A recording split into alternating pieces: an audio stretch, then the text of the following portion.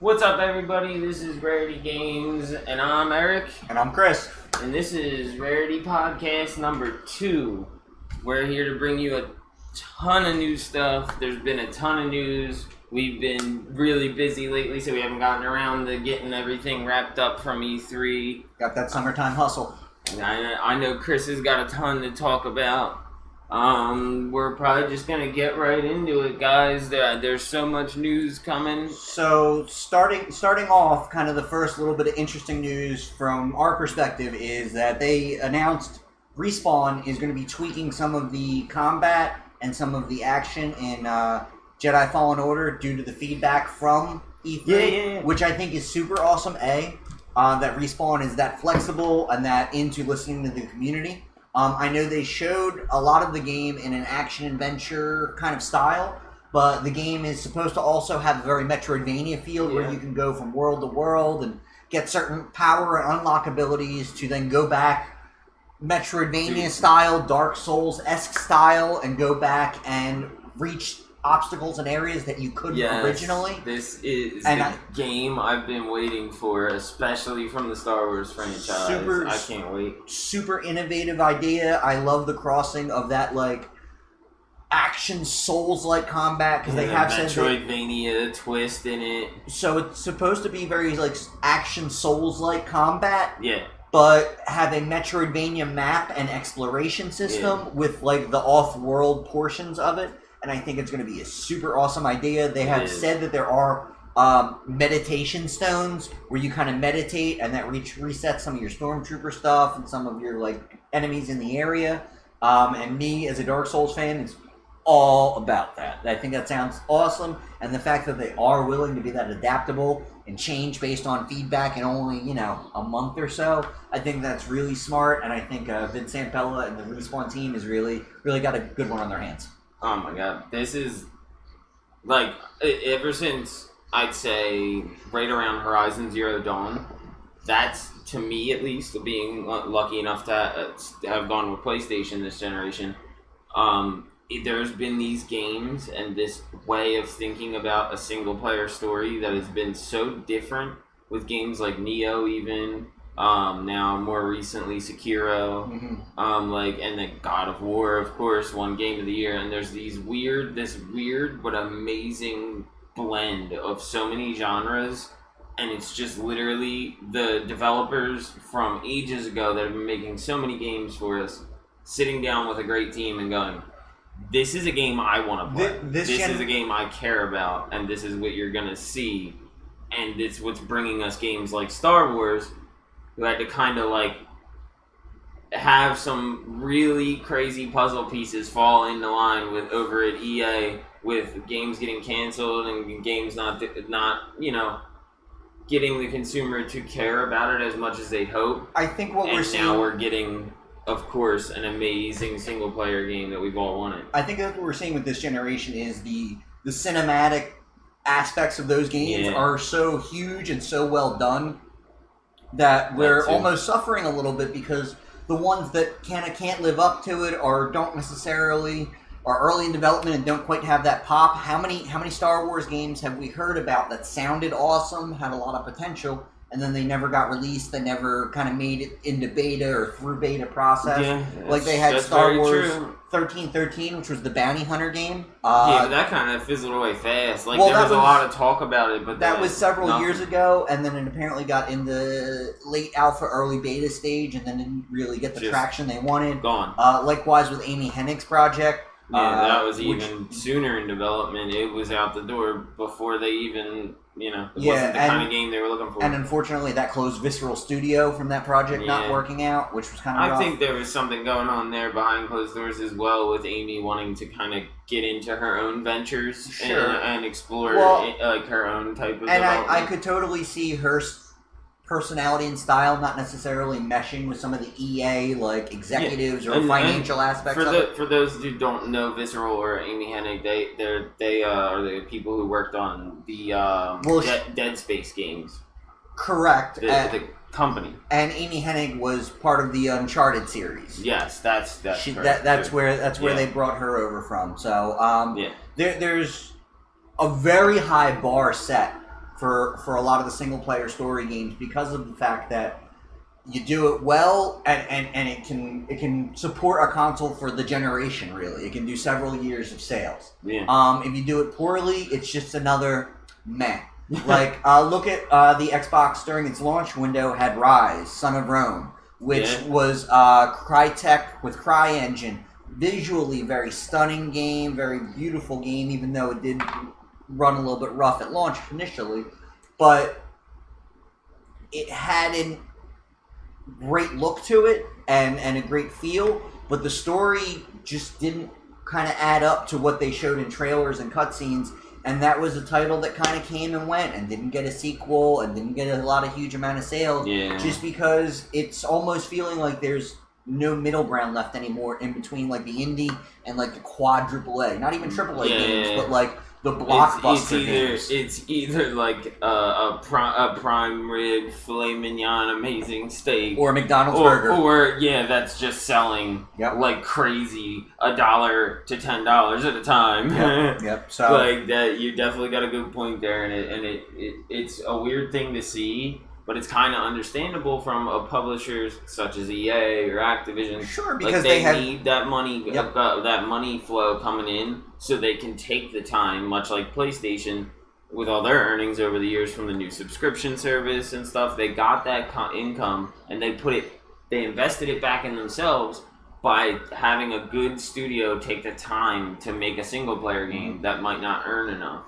Like, at least EA is making the right steps to try to become a bigger, more spread across different players type of company, rather than just, we're a microtransaction, money-hungry sports shooters company. I think they came to the realization that they need to diversify and kind of change their I think that was part of it, but I also think they were trying to become a bigger company than they were, and that's why they were making greedy looking moves. But it's like they're trying to run a business and try and get. I'm just playing devil's advocate there with EA, but I feel like there's a lot of malicious things going on there, of course, but with all their moves, I think that's them just trying to grow the business, and now they can have opportunities like Apex and Star Wars and treat a good company like Respawn like that. I think when a lot of studios get gobbled up by EA or sell to EA, join EA, however you want to phrase it, they get a certain amount of protection, they get a certain amount of, they don't have to like fight to make their game anymore, they can make their game, but the problem is if they make their game and no one buys it, a lot of times EA from a business standpoint will be like, look, we put X number of years, X number of millions of dollars into this project, your project, and it didn't work. They might give you one or two of those projects, and then if not, they clip you because they have proven things over here that work that might not necessarily have the best PR, like a FIFA Ultimate Team or something like that, but they don't need good PR when it makes that much money, and there's so many people playing it. Yeah. So, but to tie it all back into the Respawn Jedi Fallen Order category, we had an article from PC Gamer. Do you want to pull that up? See who that was written? And it's very cool that they're being that tied into their community. And I think between that and Apex Legends, it's really changing a lot of the perspective on how EA interacts. And that was Tyler Wilde that was reporting on the lightsaber combat from Jedi Fallen Order, which in the trailers they showed a lot of the lightsaber throw. They had this really awesome push-pull mechanic where you could push away the enemy or pull them closer to you and do the Kylo Ren stab. So that's gonna be real cool. Sticking on that EA topic, Respawn, do you want to go ahead over to talk about Apex? Apex Season 2 just came out, right? Before we get off the Star Wars note, if you guys want to check out more from Fallen Order, they kind of released a trailer on the down low. Some of you may have seen it floating around online, but it's not the original trailer from EA Play that they showed. They have more gameplay and more stuff to show in I believe a 26-minute or so. They did like a trailer, dev diary kind of thing. And I believe that's on Respawn's YouTube channel. So you guys can go check that out. It's incredible. Like, I can't wait for this game. It's gonna be so perfect. And to have someone like Respawn doing it's awesome to me, because you see games like Apex, like, which we're going to get into here now, Like, they did have a rough first season, but they didn't expect the success they got from a game like that. Like, and they ran out and tried to get a battle pass out the door, and people did not respond well to it. And then they needed to fix a lot of issues with cheaters and glitches and bugs and yada yada yada, and it took a lot of time for them to get more content out the door. I think people expect a little too much from a team, just releasing a game. Sure. To have content drops right away, but God, did they deliver with Season 2. And I think if you look, it shows a really nice running narrative of the history of Respawn. Vince coming from the Call of Duty teams, starting his own studio. I've talked about this many times. Titanfall 1, Titanfall 2. Titanfall 1 didn't have a campaign, but it was mechanically so polished. It was awesome. It was a fun game, and it felt great to play. Titanfall 2 finally came out and had an amazing story. The multiplayer combat was great. Just got overshadowed in between two giant releases of the holiday. Then they got picked up, and happens to a lot of them. And if you look at kind of the history of the Respawn games, all of their games are so mechanically polished that whatever shortcomings or whatever minor complaints you may have about it, the final product plays well and feels well to be played. So that for me is kind of the Respawn stamp that makes me so excited for this next Star Wars game, is they've a proven pedigree of solid mechanics. Oh, there you go. Full demo E3 trailer, uncut. Yep. Yeah, you guys can go check that out. And like I said, I believe they did it in like a dev diary fashion. They have a couple people kind of talking over it at various points. Yeah. So, yeah, if you're super into A, Star Wars, B, just behind the scenes, game dev stuff, check that out.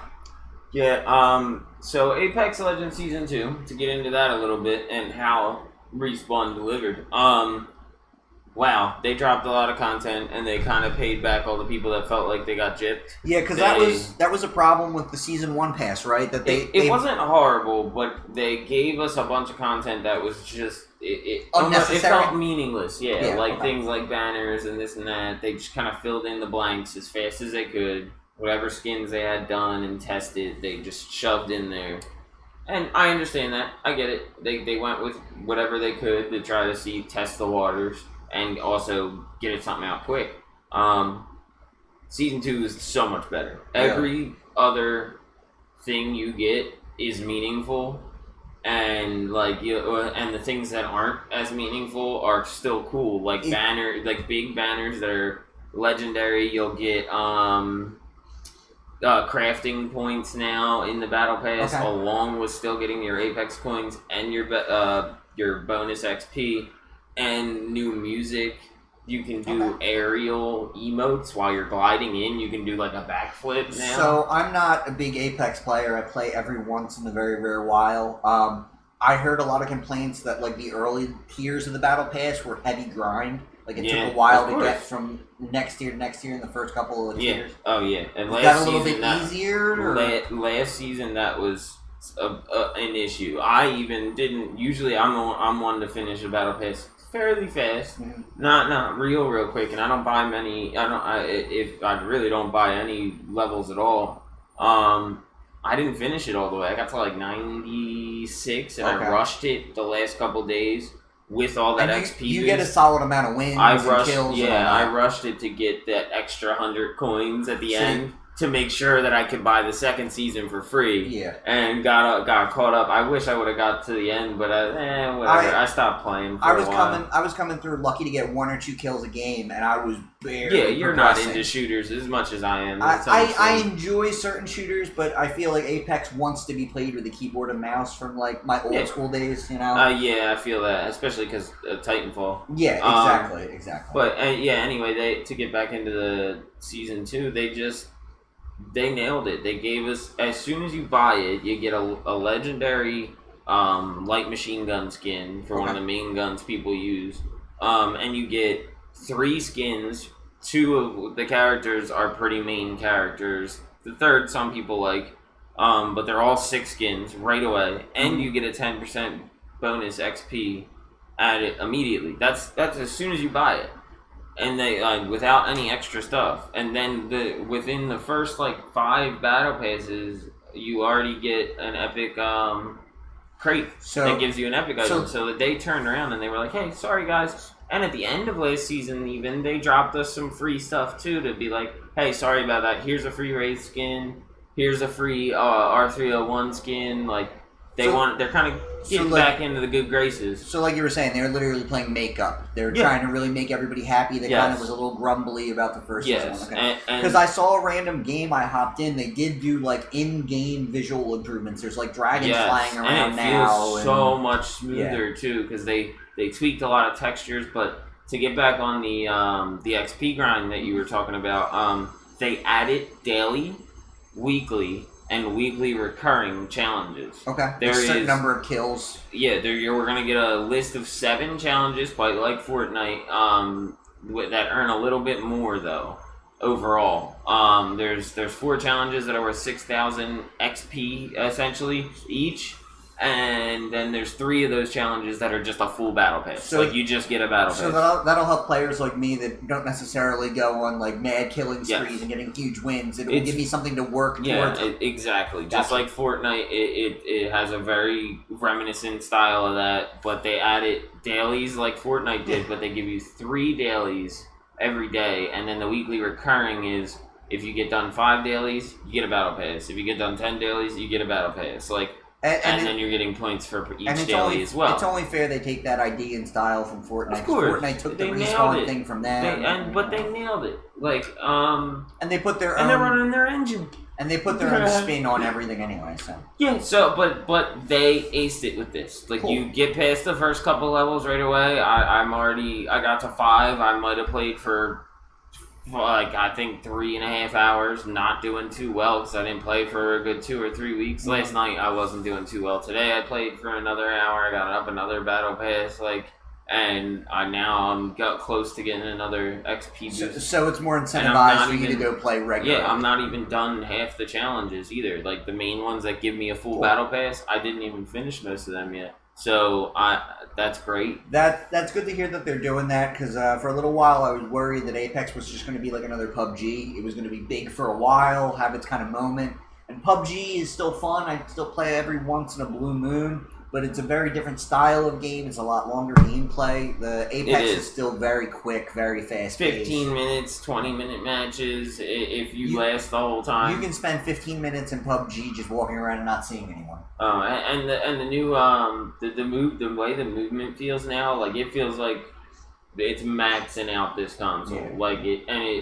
You will still get stutters once in a while through connection issues, this console but it's very rare. This console's your base PS4. Yeah, and we have a base PS4, and it's chugging and going, and it's smooth. And I was so surprised. Even Drew, someone who's more in your area, but a little more into gun games than you are, and he's not as proficient as someone like me or someone way better than me.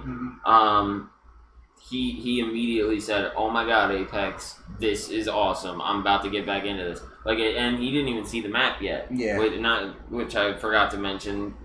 The ton of map changes, but he immediately, as soon as he felt it, and he was like, "Dude, I hit almost every single shot I took on that guy. It's the first guy I saw." I was like, "Yeah, I know. It feels good." Like there's something else about it that it's not hitting any frame rate drop at all. Respawn's mechanically solid, man. They had some time, and they had some time to test, and that's why they didn't do anything for the last month and a half, which is why I didn't really play as much. It needed something. Not only that, it feels like there's something there. Not just with Apex, or even Fallen Jedi, but Respawn games in general have great sound. So if you have yourself a great pair of stereo headphones or simulated surround, changes the game. My V Motos, dude, I love it. They tweaked the map as well. They an EMP, the EMP field that's usually around the map. Kind of when somebody hacked it or did something, and it caused a bunch of explosions across the island. Some kind of field went down, meta or something. And the monsters that have been chilling in the water outside the island just started crashing through. And now they're in mid-match, and you can see them on the map, and they can stomp on people and kill them. They're huge. I mean, they're cool. Beyond skyscraper, and they just walk around and just stomp and yell. And then there's dragons, like you were mentioning to me earlier. I saw the dragons. They had dragons with care packages. They added that right before season 2.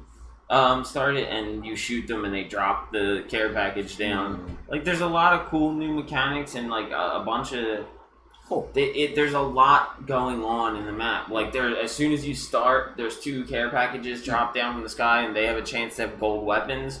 So you jump down, and you're like getting a brand new L-Star that just came out as well. And some of it feels like parody with Fortnite, because Fortnite's doing the drones and drop packages and stuff like that too, which is good because they're reacting and making each other better. Dude, so much content, so fast. Like, in one day, they had a little bit of a build-up with a few teasers and a few things they added. But then out of nowhere, then you get the new character as well, Watson, who's awesome. She makes little mini force fields to block people out. You saw EA play, right? I saw bits and pieces of it. I watched the Jedi Fallen Order She has 4 staffs, essentially, that she can plant on the ground and make, like, chain link force fields that if someone walks through it, they get stunned.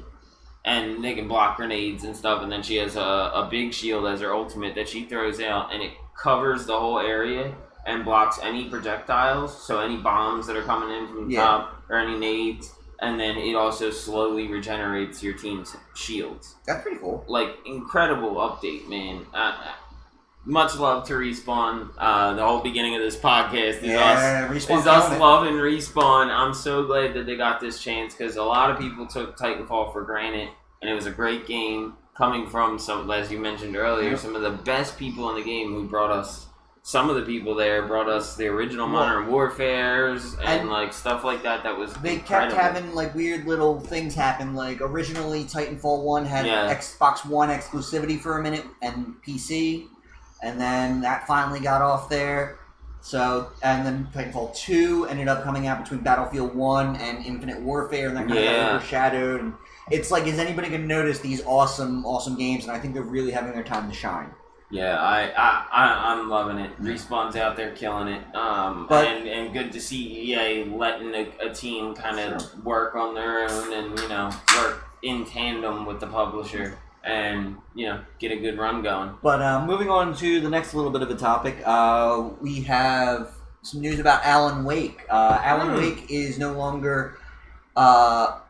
I did hear about this. I don't want to say licensed, but it's not controlled by Microsoft and Xbox anymore. It has reverted back to Remedy Entertainment, the folks that did, the original Alan Wake and Quantum Break, and they're Xbox doing One title. Control right now as well, which is coming out next month, I believe. Correct, it is next month, which had a really nice showing at E3. But that's awesome. Pop this up for you guys. That's awesome that they got that back. I'm not surprised that Microsoft wasn't real eager to hold on to Alan Wake. The one game was an Xbox Live title. The other game was a full-fledged game. It was pretty solid, had some flashlight mechanics with it. That being said, the new Blair Witch game that they showed on the Microsoft stage is so similar with the if you're into those kind of games, with that camcorder mechanic in such a similar way for the Blair Witch game that I'm not surprised Microsoft wasn't super eager to go make an Alan Wake game again. I believe, we'll get into the Xbox thing shortly. But. Yeah, and I believe they only sold about 3 million copies on that last Alan Wake game, which, while not bad, is not like blow the doors off kind of thing. It's in a way a niche story game, but it has a bit of a cult following where there's a lot of people that do like those kind of games. Yeah. So what's up? Scroll up, and the article was from Charlie Hall at Polygon. Yep. So that's one of the things they were talking about. They're not sure if it's going to end up being a TV show. Because Remedy does still have that weird little back-end part of their business that they built for Quantum Break. That had the guy that played Littlefinger from Game of Thrones and the guy that played Iceman from X-Men. It wouldn't have been a bad show if they had people actually watching it. And I played Quantum Break and I downloaded the high-res, segments in between, and it was a really interesting little show shown 15 and 20 minutes at a time in between chapters of the game. So I think it was a really good idea that Remedy had. I think the main problem was it was exclusive to the Xbox One, and it just didn't necessarily find the audience that it could have with a higher console install base, because I hypothetically think it only sold 3 million, I'm not sure how many Quantum Break sold, but it only sold a couple million units. If you put it on PS4, it probably would have sold a heck of a lot more. Yeah, I never actually had the chance to play the original Alan Wake. I heard a good bit about it from a few people. But I'm definitely interested in Control. I saw a lot from that. Quantum Break looked really cool when I first saw the trailer for that a long time ago. Never got the chance to get into that either, so I'm not too familiar with Remedy, but taking some of those mechanics from Quantum Break and putting them in Control and making it more of a streamlined story, I think it looks like a really interesting game. The shooting in Quantum Break wasn't super tight, but it was decent. But more importantly, the physics effects, which I think you're seeing a lot more in Control, with the ability to just ragdoll and defy gravity, and it's looking awesome. It looks like almost like a Half-Life-esque kind of deal storyline going on. Yeah. You're like going through these weird buildings and like labs and with like a touch of Portal to it, kind of. Even. It has that like slight aesthetic to it. So weird dystopian kind of thing. It could have a very interesting, like kind of out there story, and I'm definitely, if you guys haven't seen it, it's definitely worth checking out. And Control, it'll be coming to all platforms, I believe. Yeah, and I'm pretty sure they're going to be showing more of it at Gamescom. Gamescom's about a month away. Yeah, that's true. So keep your eyes peeled for that. Got a lot more coming. E3 wasn't it. Kind of transitioning off of the next Microsoft thing. One of the things Microsoft's going to be doing is for hyping up Halo. They're having a Halo Outpost Discovery, which what that means is it's like a little mini Halo convention, Halo Con, where they're going to be bringing out like some full models and some like life-size Warthog replicas. They're going to be having some VR demos that you can interact with. I remember they've had a VR thing a couple years ago where you could walk through like a Covenant ship and get that feel of the deck and all that. They're going to have laser tag there through like a Halo recreated style map. It's going to be very cool. It's going to be in Orlando, Philadelphia, a couple other locations. We're Philly based, so I'm going to be hitting up the one in Philly. Going to be recording some videos, a little bit of commentary, so keep an eye out for that. It looks super awesome, and if it's going to be in your area, I highly recommend going to check it out. Not only the museum aspect of it, of just going and looking at some of the life-size scale stuff, like they have the Brute that's from Halo Wars 2, I believe. That'd be interesting. It's like 7 or 8 foot statue with that hammer. It looks really cool. Chris will be heading up there, and I think I may be grabbing a ticket too and meeting him up there at some point, but we will have some coverage on that, and whatever we can get a hold of, maybe talk to a few people there if we can, and get into that a little more, see what kind of things Microsoft's bringing to their events. And what I'm hoping to see from the Microsoft side of the event is I'm hoping to see a little bit closer of the Halo Infinite trailer, maybe see like a dev demo kind of thing, something like that. And 2, Showtime and Microsoft have been producing the Halo TV show for like 3 or 4 years. It's supposed to have already started shooting, so I would love a trailer to drop and have it be like the live action Halo. We've already seen some stuff like that where they tried to do the ODST stuff, and they tried to have like a firefight one, which it was interesting for some of their live action stuff, but it wasn't necessarily the highest production quality.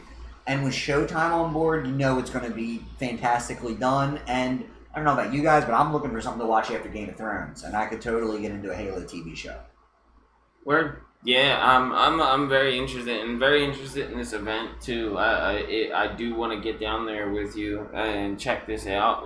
So either way, I mean, if it's in one of your guys' cities, I believe they're right starts down in Orlando. Here, right? Okay, so it's gonna be Orlando this week. Yeah, July the 5th, 6th, 7th. Yep, coming to Philly, 19th, 20th, 21st. So you can, expect something from us around the end of the month. Yep. Chicago in the beginning of August, the 2nd, 3rd, 4th. Yeah. Houston, the August 16th, 17th, 18th. And then finally the end of August, Anaheim, California. So they're really kind of jumping around the country to different parts. Yeah. So if you can go see it, I would highly recommend it. It definitely is going to be an experience for the Halo fans out there. Get some cosplay going on. There are going to be a lot of different Halo experiences. Yep. I'm sure they're going to have some VR things, laser tag, obviously some museum stuff. Yeah, so we'll be there's some VR, We'll be having some videos and some highlights from that, so shout out to Microsoft. Yeah, there we go. Okay, it's starting literally in a day and a half. Yeah, look forward to that, guys. Definitely check out the video when it comes up. So one of the other things that we're real excited for is Borderlands 3. We've been waiting on that for a very, very long time. One of the cool and interesting things GearBox has done is, as you've probably seen from the E3 videos that we've done or the E3 conference GearBox did, they live dropped the DLC for Borderlands 2, the Handsome Collection, which I believe was the bridge story in between Borderlands 2 and Borderlands 3, which that's going to be awesome to play through. They just added that to Game Pass for me on Xbox, so if you're a Game Pass subscriber, go ahead and download that, give that a playthrough. They'll let you jump right to level 30 if you just want to play the DLC and don't have to play all the way through Borderlands 2 again. If you have your save on another console, maybe an older console. But it looks like it's going to be super intriguing. They did a Xbox One X update for Borderlands 2 and the pre-sequel maybe 6 months ago or so, something like that. But it's going to be real awesome. What do you think, Eric? I mean, I am so excited for Borderlands 3 to come back. I mean, this is definitely one of the, it is one of the first, if not the first, real looter shooter. We didn't really know that at the time. Yeah, before looter shooters were a thing. It kind of started a genre, and I loved these games. They were just amazing for the time. Like, if you wanted a gun, and you could think of the gun, you'll probably find it in this game. And everybody that's gotten their hands on has said that the alternate fire modes and the alternate kind of modes of the new guns are a great little add-on. It still feels very Borderlands when you can throw out your gun and have it be a little spider leg thing run out there and auto shoot like an auto turret, or have an alternate fire like a grenade mode or an acid mode or something. They're crazy. They're definitely sticking to their roots. It will have microtransactions, which I assume some skins, some DLC, stuff like that. But there's not going to be any loot boxes in the game, thankfully, because you could totally see loot boxes getting into that style of game. And I think that's going to be a big differentiator from like the Destinies and things like that, or the Anthems. Yeah, it's going to launch as a full complete game, which in this day and age isn't always the case. Yeah, I'm really hoping they bring in some daily quests, some weekly events and stuff like that. I imagine I want to see once they get farther past the launch, they'll do the minor update thing. They're giving you some of that. They will let you join each other's worlds. They did put a much higher emphasis on the multiplayer. Apparently, when you join another character's world, you don't really affect their world, but you collect loot that's separate from their loot. So you're not poaching loot from your buddy's world or vice versa. You are still getting experience, and I think you have to somehow share quests when you group up or something if you're trying to quest together. Of course. But you can still go back to your world and hit an area that maybe you farmed with your buddy in his world. Yeah. All the basic mechanics from before, but they exactly. They I really need them to they have to look at games like Destiny and even failures in a way like Anthem and even the Fallouts and the type of mechanics and the type of world building that those games have. They need to have stretch into that a little bit and get into the point where they can have raid type events almost, where there's a special boss this month only, and or something like that. Gotcha. And they need some kind of live content tie-in, free content that keeps coming, because if they don't people rip through these games now. Sure. If they don't have lines and lines of quests, people are going to start playing this, know what's up immediately, and be like, oh, I'm going to beat this game in a week, and then there's going to be nothing. And that's not always a good thing with these looter shooters now. Sure. And I'm worried that Borderlands, I don't want them to fall into that category, because they don't deserve to be compared in a way. Sure. You know? Based off how they treated Borderlands 1 and Borderlands 2, I definitely think they're going to have a very long tail for support and keep coming in with weird little content drops and missions and stuff like that. Yeah, of course. It's just a matter of if that stuff's going to be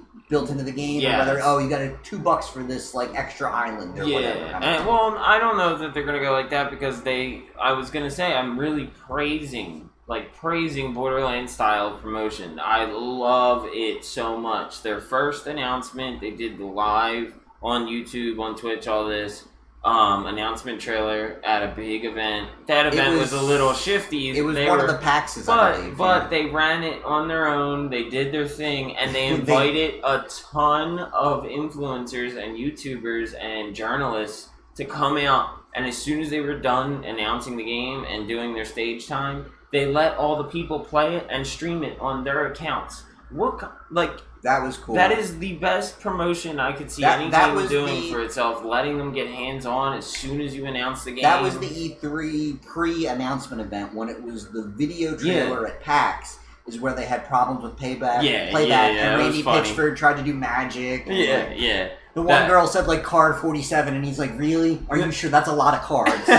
So, you feel for him. But yeah, I mean, they were just doing their thing. Absolutely. And of course, there's going to be mistakes. The pre-E3 launch event, I think, was hosted by Andrew Renee and Greg Miller, and that was the one where they let everybody play right after, and that was handled really well. Yeah, that was... Addressing the kind of learning from everyone else's mistakes, I think they also have to learn from their own. Yeah. Because they had Battleborn, and I think Battleborn was a real big lesson. Bad timing. It was bad timing because the game itself wasn't that bad, but like we talked about earlier in the show, it wasn't great. It wasn't a blow the doors off of. It was a solid B game. I picked it up for $10. I played it with a couple friends for, a weekend or two, and it was fun, and then it was done. Yeah, do you notice they're not releasing their game around any other looter shooters? They gave Division 2 time to breathe, and Destiny's a long way off for anything at the moment besides their annual pass. And that was the sad thing about Battleborn, was it launched 30 days before Overwatch. I repeat, 30 days and everyone was waiting for Overwatch already, and no one blew up, everyone knows. Yeah, no one knew it was going to blow up and be the next esport game, but that really, really overshadowed them, which is kind of sad because they tried to have that lore that we were talking about and that world building and those content drops, and they followed through with the content drops to, the couple hundred players that were still playing that game. But I think that's one of the reasons they're approaching Borderlands 3 like they are. They're going to stick to what they do well and really kind of drive it home. But, here's some of the characters if anyone wants to check that out. Yeah, and that's why you're also seeing the good old-fashioned split-screen co-op and some of the basic fundamentals. Those things are staples of why I loved gaming when I was younger, and to see it kind of fade away, it sucks a little bit. Yeah. I wish that there was more of that in games. That's why I love the Switch so much, because they really hammer down that local play. And I understand why it's not in games. Games like Far Cry is a great example. They have co-op, and it's very much a single-player open-world game, but they don't let you do local co-op. It just doesn't... It would be perfect. It ends up being a shift of focus at that point from, a local single-player game to, a bigger multiplayer. Yeah, and there's so much happening with the detail and the graphics and the just how you can impact the world and change things. They don't want to have two people running on one console trying to affect an entire world and have all them graphics. Well, not only that, but then it ties in better with PS Plus and Xbox Live. And you've got that multiplayer connectivity. And that's the way the world's gone. Everyone has their own console. You're playing with those people. You don't need a person next to you. You need a person across the internet. I'm still excited to play Ultimate Alliance 3 with someone next to me on my tiny little Switch screen. Grab a Joy-Con. Going in on that, man. I can't wait for that game. It's gonna that's honestly my most anticipated game of the year, of the whole year. There's a lot of games coming this fall that all just got announced at E3, and I'm sure we'll be covering more of that in later videos. We covered the Nintendo video and what we're excited for that they've announced With Gamescom coming up, we're gonna have a lot to talk about, especially after E3. And like we were saying in the Nintendo video, Nintendo is coming into their stride of year 2, year 3 of their console, whereas PlayStation and Xbox are kind of on the tail end. They're winding down year 6, year 7, coming up on year 8. Yeah. So you're seeing in kind of the rush of titles. Sure, Switch is a port machine to an extent, where you're seeing some last generation remasters, some games from other platforms that never really made it to another platform. But in the same token, Nintendo now later into the life cycle is having a great pace where every other month or every 3 months you're seeing a fantastic game that you have to play on the Switch that you really want to keep playing on the Switch. And I think it's going to be one of the things that over the next year to 18 months you're really going to see the Switch dominate the NPD sales that come out monthly, because of the fact people are getting more and more reasons to get a Switch. If you don't have a Switch already, just look at some of the titles that have come out in the past year and a half, 2 years, and you'll probably end up finding at least 2 or 3 where you're fairly excited to play. Yeah, I know that's true. I mean, I was very tempted to get Crash Team Racing, which I did get.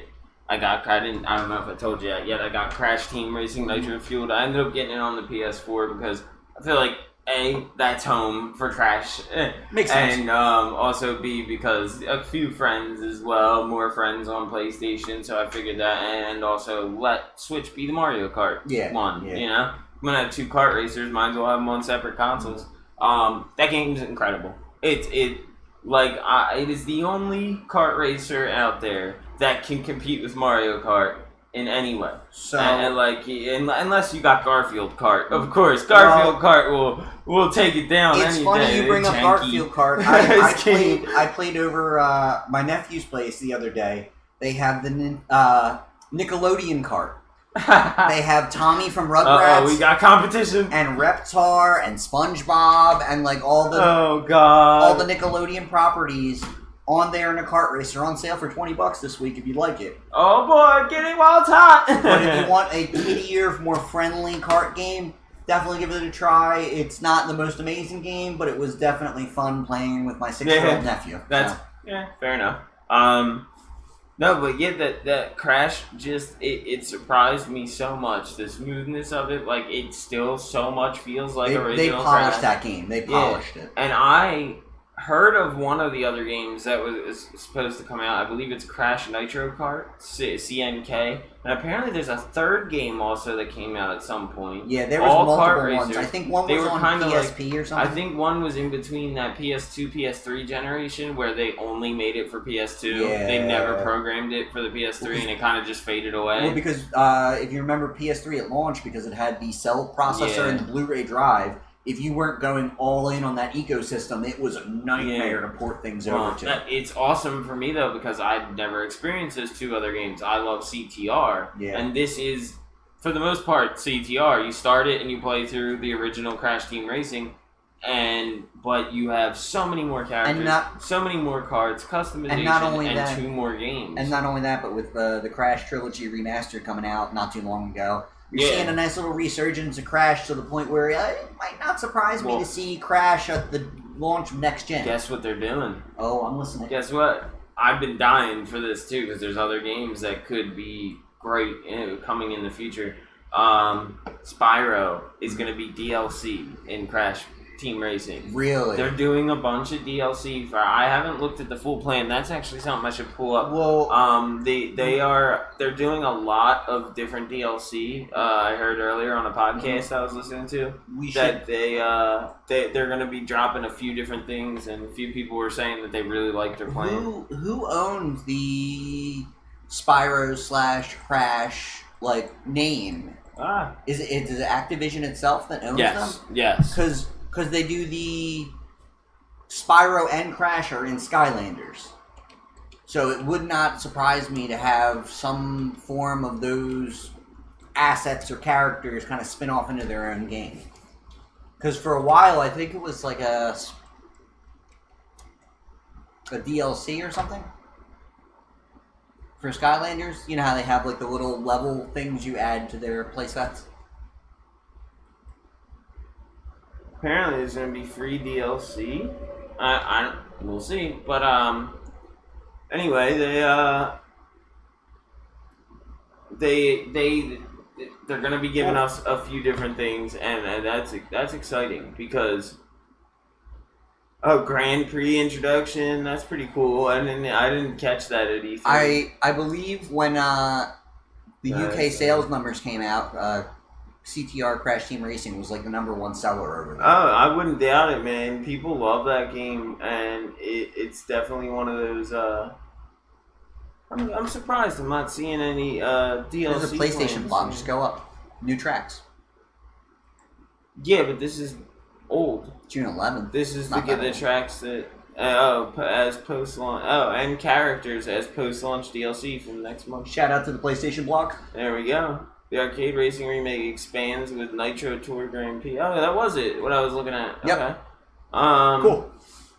Hold on, real quick. Let me pop this up for them.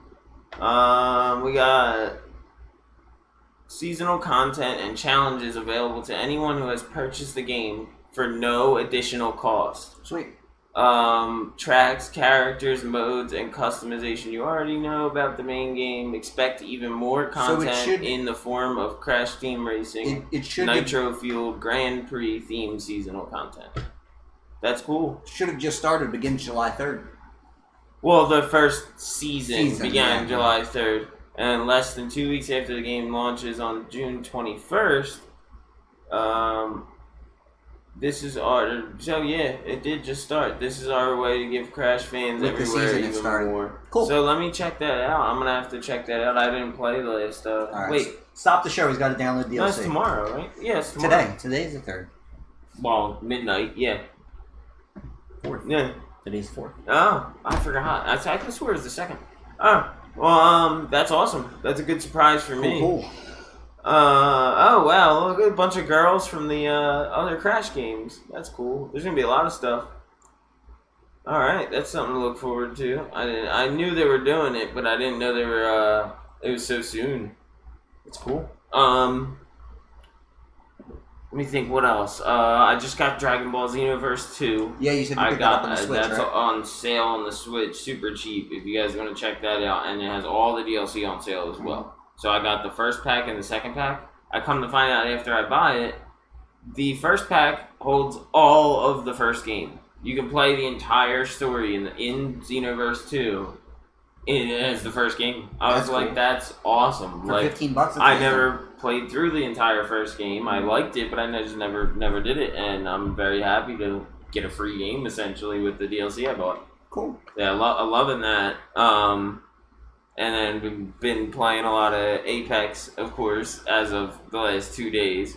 Got Devil May Cry 5. I'm almost done that. Yeah. That was it's a great game. If you guys want something really fun to play, you just have that urge for a fun game, Devil May Cry, awesome. What else did I grab? I grabbed one thing. I grabbed Crash Team.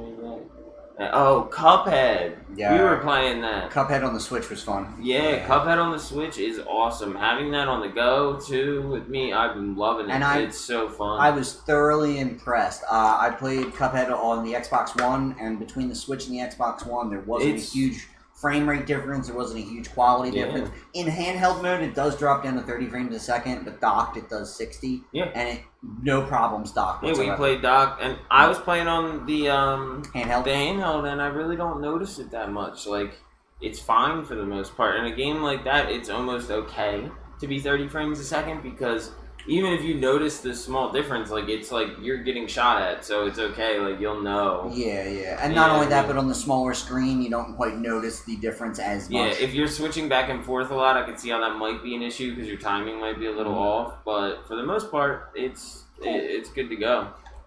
Alright, guys, well, that pretty much does it here for us at the Rarity Gaming Podcast. Oh, you want to wrap it up already? I think it's about that time, man. Alright, cool. Well, hold on. Before we end it, what have you been playing lately? Oh, me? I have been grinding hard on Game Pass lately.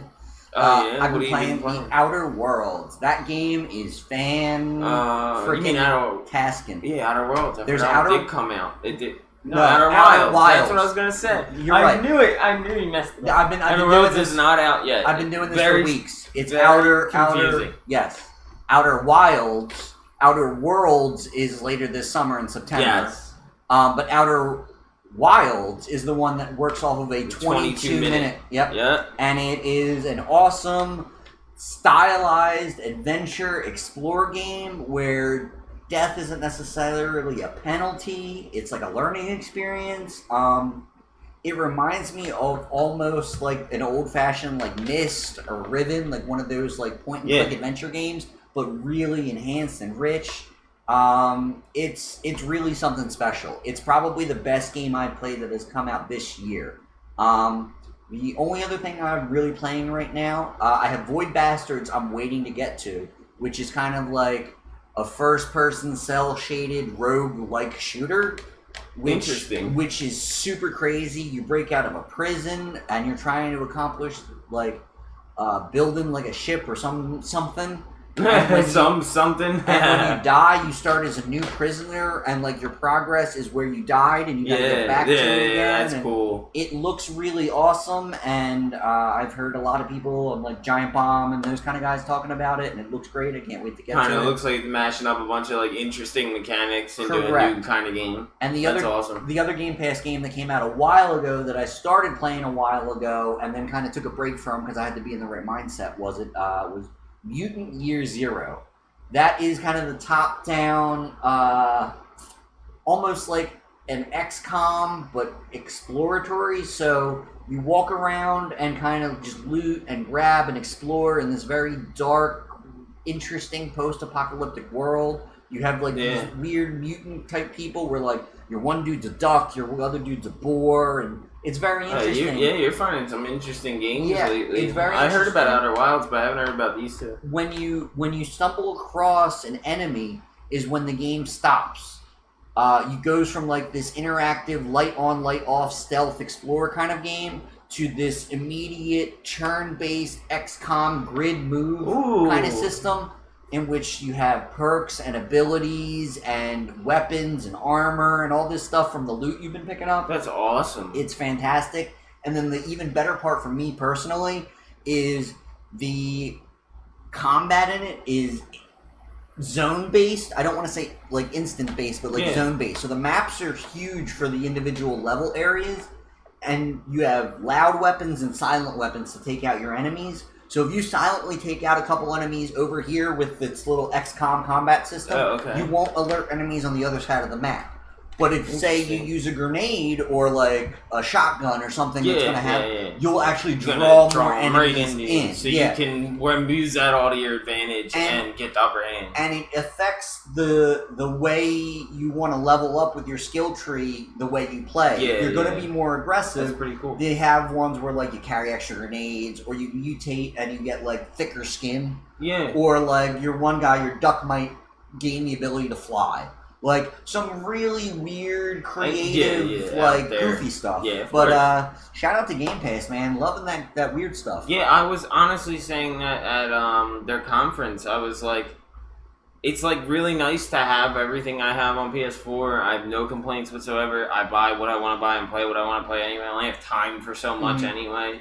But when I saw all that stuff, like, it wasn't the greatest conference, and we're going to get into that in another video soon, but, It just made me want Game Pass. I'm like, I see so many games that I'd love to just try for $10 a month, and if I dig them, I could see myself getting really into them. So, Chris Charla, the head of ID at Xbox, is working with, I can't remember who's leading the Game Pass team at Xbox, and they're like cherry-picking the best ID at Xbox titles for early access launch on Game Pass, like helping them through the beta and the tail end of their development stage, and that Game Pass like early launch. Yeah. Because they were even saying that these games that are really indie darlings, have something interesting going for them, aren't taking 6 months to find an audience anymore. It's launching on Game Pass, and you have 2 million people downloading it on day one. Yeah. And if they like it, then they get 20% off with their Game Pass subscription. So it's so awesome. It's building the full game in as a demo into the Xbox ecosystem. And there's so many games that I've discovered that way that it's really a steady mechanic of now when I want something I want to play, I don't look at the store first, I look at Game Pass first to see what's there, what's coming, what's going, because much like Netflix, how they add and remove stuff every couple of weeks, Game Pass does it as well. Usually most games are on there for a couple months at a time, long enough for people to get through them and beat them, but if they don't, case in point, City Skylines, an amazing SimCity-like game that's kind of just zen out, chill, build roads, build a city, manage your people. A style game that it isn't often made nowadays, was on Game Pass forever, and I kind of every once in a while would hop in and just play here or there. It was getting ready to leave Game Pass, and I was like, you know what? I played this game for about 40 hours over 6 months. This developer deserves my money. It's Here, great. let's Take buy some money. it. Exactly. Yep. That's all. That's what's so beautiful about it. And I really hope some more companies start adopting this idea. It's really helping discoverability for indie titles. And like different developers even, like they may have one game that's a little older on there and you really enjoy it, and then they have, you find out the new one's about to come out. Or like, case in point, they just did that with Square Enix and Just Cause 3 and Just Cause 4. Yeah, and a subscription service is so easy for a lot of people to access. Like some people are just at home. They don't want to go to the game store all the time. They don't really want to buy a $60 game. But they're like, I make enough money to spend $10 a month. Like, which, not to go full into Microsoft land, but we'll save that for another video. Yes. I was gonna get Phil into that Spencer has kind of tied it in where he wants to be xCloud to be an aspect of Game Pass with it has to be the Xbox ecosystem, to where you have your console at home for your best experience.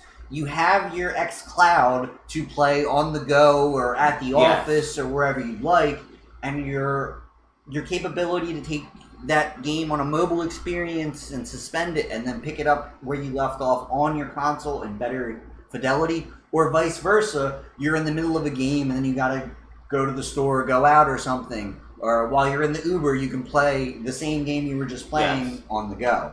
So I think that's a really smart approach to the cloud aspect of it, whereas Stadia is going all cloud to live in the cloud. Microsoft wants the cloud to be an aspect of that game system. But we'll get into that on the Microsoft video later. Yeah, I was just going to say, let's save a little bit of that for later on.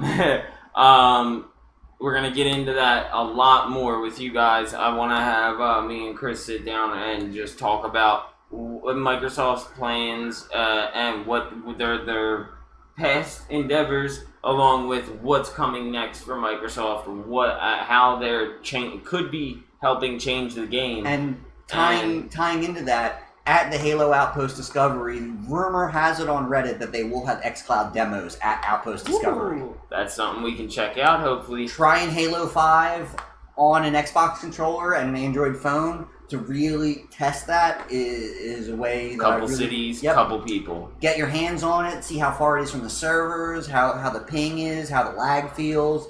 Everybody says it feels good. All right, you're doing it again. Let's hold on. We'll get into that. We promise. I tried to end it earlier. But now I want to start, ending the podcast a little bit of what we're doing. Teasing. And a little bit of what we're playing and stuff like that. Mm-hmm.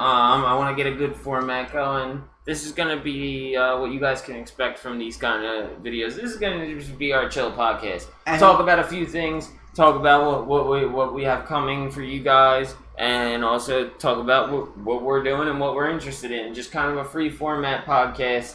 And you can expect more on-topic things in our basic daily videos. And likewise, please comment below. Let us know if you want us to talk about anything, check something out. Because there's stuff that we're not fully versed in that we'd love to get our hands on and just feel. Of course. And, let us know what you think. You guys are interested in any way, and, maybe letting us know what you got going on. And maybe other content creators out there do some sort of, collaborations and stuff like that. Trying to get out there more and also help out our fellow gamers. And we really appreciate you guys sticking around. Make sure to like the video and subscribe if you enjoy our content. Check out Rarity Games on all social media platforms. We're going to be posting over on Facebook more, too, if you guys like that platform a little bit better. Yeah, kind of spreading the love around. Yeah, I want to get that out. The podcast is going to live on YouTube in general, and then we're going to start doing an audio format if you dig that as well. Let us know anything, any type of comment, any suggestions. We'd love to hear about it in the comments. Love to hear about what you're looking forward to, and maybe what kind of videos or things that we can make for you that you want to know more about.